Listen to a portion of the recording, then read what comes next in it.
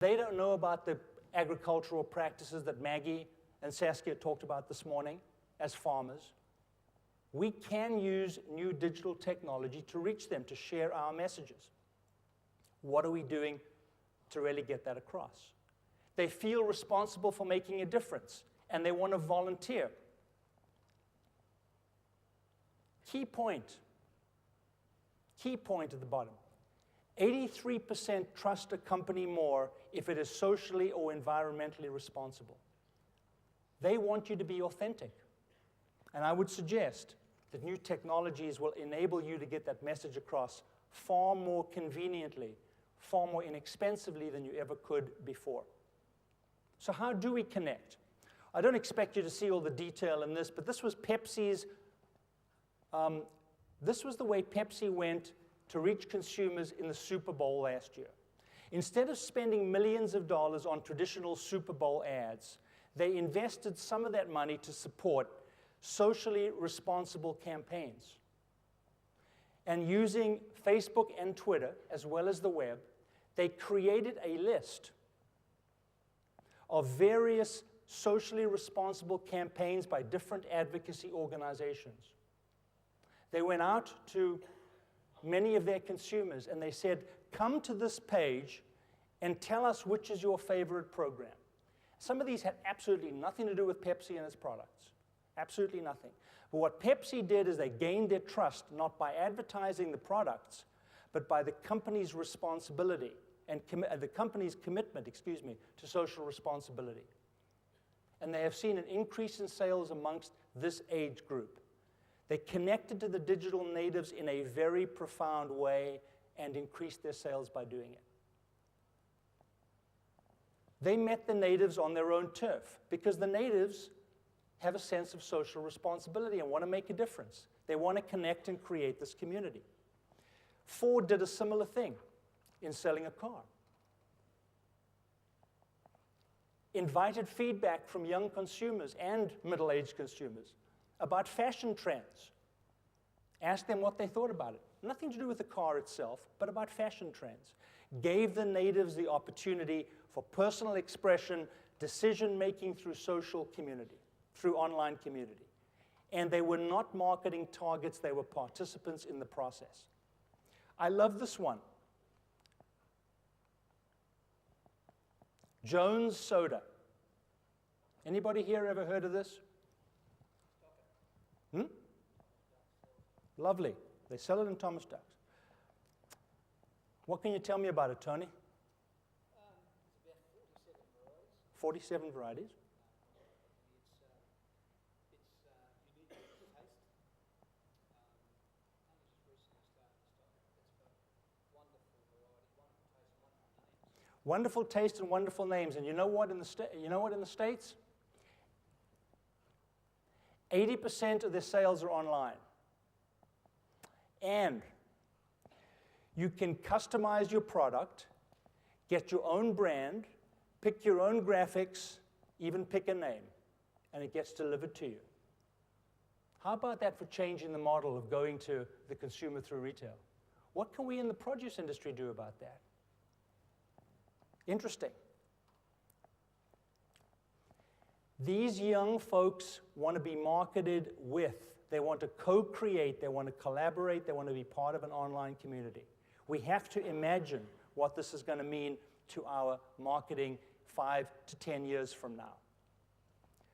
And here's the wonderful one that I shared last October, and Greg talked about. Just a bunch of carrot farmers. Launched last fall. And it really is David versus Goliath, if you think about it. Because the carrot market in the United States is about $1 billion. The snack food industry is about $18 billion. And carrots didn't draw the battle lines and say, we're going to take these folks on. What they did is they reimagined the carrot experience. They reimagined the carrot experience by applying what works in processed snack foods to marketing fresh foods. And they changed the packaging. They changed the messaging. They created online applications to drive traffic there. Is Claire here? Claire, where did I see you? One of the students. Where's Claire? Is she still here? Claire told me that she had downloaded the iPhone ringer, I think, from this. That's the kind of interaction they did. They really reimagined the entire carrot experience. They even created high-graphic vending machines to sell carrots. Strongly urge you to take a look at the website. Look at the design. It's designed not for the comfort of the middle-aged folks like most of us in here, but really to be edgy. And this was Bolthouse Farms and a whole bunch, no pun intended, of carrot growers who were spending $25 million to recreate what it means to be a carrot and what it means to be a consumer of carrots. And one of the key things, they've made the materials online fun and interactive and this jackass feel. It really is edgy, and there are these short YouTube videos that most of us who watch it's edgy and it makes you feel uncomfortable, and you wonder about, do you want your product associated with it? But when you talk to the market, the target market of kids in their late teens and early 20s, they love this stuff. It's this kid working in a supermarket who's really a jackass, is the only way to describe it. But kids really relate to that, and they have made a huge impact in terms of retail marketing. One of the things that struck me most last September, right before Fresh Summit, is Cornell University has a food marketing guru by the name of Bryan Silbermann, who is really regarded as one of the foremost experts on food marketing in the United States. And he said, this program absolutely works because coolness is king. Coolness is king. Remember that phrase. To win the minds and the stomachs of our future consumers, produce must be cool. We have to be edgy. That means more selling and less telling. We've got to get out of this mindset of you should eat 5 to 9 servings a day and start thinking about how do we teach people and engage people and let them figure out how to make produce more a part of their diet. Telling is not cool. Selling is cool. This is innovation at its best.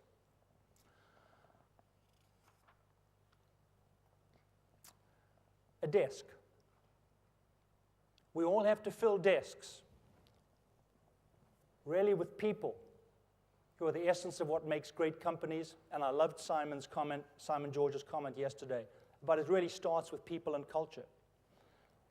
Far too often we forget about this when we are hiring people to join our companies, and many of you know that one of the key priorities, both for PMA Australia, New Zealand, and for PMA worldwide, is really the development of human capital, attracting, developing, and retaining people. Think about how you apply this concept of the digital native, digital immigrant to the people you need to grow your business. Because this applies as much to your ability to build human capital as it does to build marketing programs. Because if you're planning on managing this digital native on the left, that you hired to fill an open position the same way you managed the person who just left it, you haven't been paying attention. And our job here will be to attract these young folks as new hires.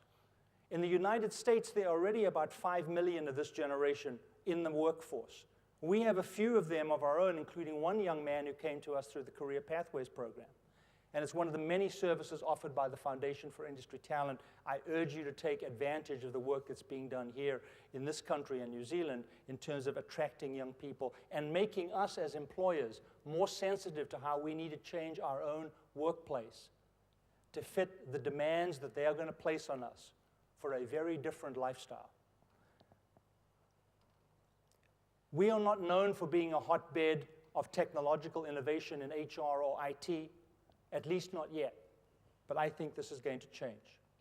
And when I look at the faces of the young students who come to Fresh Summit, or the ones that I met last night here, I am really, really thrilled because they have a passion and an energy and an interest in changing the world. And isn't that why we're in the produce industry? For the sense of renewal? So as you reimagine the consumer of tomorrow, you need to look inwards too. Reimagine the human capital that you'll need to create and connect in ways you never thought possible just a decade ago. And I will tell you that when I need to learn about new online technologies or apps, I'm going to those 20-something-year-olds in the office to ask them how to use it and to teach me. So some of the themes that have come out in this conference: innovation, collaboration, community, renewal. And produce is food. It's not just fruit and vegetables, folks. Consider for a moment that these words also define who we are, what got us to where we are today, and they're going to lead us also into tomorrow, because they are an integral part of the story of fruit and vegetables. Innovation is where we begin every single season, every single year. Community is what defines us as an industry. We're ready for this. We really are. It may seem scary, but all we have to do is to listen to what our consumers are telling us. Let's ensure that the expertise that we have in operational efficiency doesn't cloud out our vision. Let's ensure that our ability to reconnect with the essential human element comes first. Remember what I've said here before. A world driven by high tech is going to demand more high touch. Consumers have been asking for this connection more and more. They want to know our story. We have to tell them. And are you listening? Are you watching what best-in-class food marketers are doing with budgets that aren't built on millions of dollars spent on advertising, but rather on new technologies to reach consumers one person at a time and help them to connect? We are the produce industry. We understand cycles and we understand seasons. That's a natural part of our business. We're no strangers to innovation. We do it every single time we put a seed in the ground or we put a tree in a hole. We nurture it until it is ready to eat. We stretch ourselves as we grow. We delight the senses. We add color and freshness and aroma, as you see right in front of you here. We understand what it takes to connect the supply chain. And now we need to understand how the new digital world will enable us in ways we never understood, never conceived of, to include the consumer in the storytelling that has typically stopped with trade buyers in the past. And if we ever forget that renewal is part of nature, remember this sign that I saw on the back of one of the supermarkets we visited last year in Melbourne. Tough times don't last, tough people do. I loved it. Strikes me as something that every self-respecting Wallaby or Kiwi would be proud to call her own mantra. And I did intend to say her.